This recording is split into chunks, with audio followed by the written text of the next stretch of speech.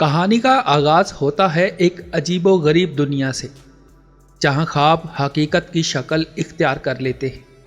اس دنیا میں خوابوں کی طاقت سے مشینیں اور گھڑیاں چلتی ہیں۔ ایک نوجوان لڑکی عائشہ، جو خواب دیکھنے کی عجیب صلاحیت رکھتی ہے، اس دنیا کا حصہ بن جاتی ہے۔ عائشہ کو جلد ہی پتہ چلتا ہے کہ وہ خوابوں کو حقیقت میں بدل سکتی ہے۔ اس کی یہ صلاحیت اسے دیگر خواب دیکھنے والوں سے ممتاز بناتی ہے۔ عائشہ اپنی اس نئی صلاحیت کا استعمال کرتے ہوئے خوابوں کی دنیا کو بدلنا شروع کر دیتی ہے، لیکن جلد ہی عائشہ کو معلوم ہوتا ہے کہ اس کی صلاحیتوں نے خوابوں کی دنیا کے حکمرانوں کی توجہ اپنی طرف مبذول کر لی ہے۔ یہ حکمران جو خوابوں کی دنیا کو سنبھالتے ہیں، عائشہ کی صلاحیتوں سے خائف ہو جاتے ہیں۔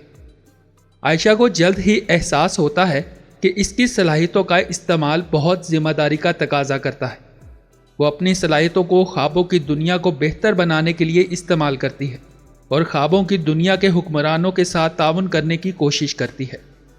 کہانی کا اختتام اس نتیجے پر ہوتا ہے کہ خوابوں کی دنیا اور حقیقت کے درمیان توازن بہت ضروری ہے۔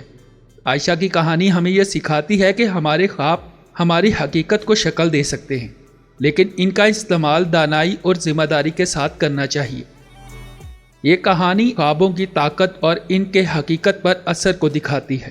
عائشہ کی کہانی ہمیں یہ بتاتی ہے کہ ہمارے خواب ہمیں کتنی دور لے جا سکتے ہیں، بشرط کہ ہم ان کے ساتھ دانائی اور ذمہ داری کا رویہ اپنائیں۔ یہ تھی آج کی کہانی۔ ملتے ہیں اگلی کہانی میں، تب تک کے لیے اللہ حافظ۔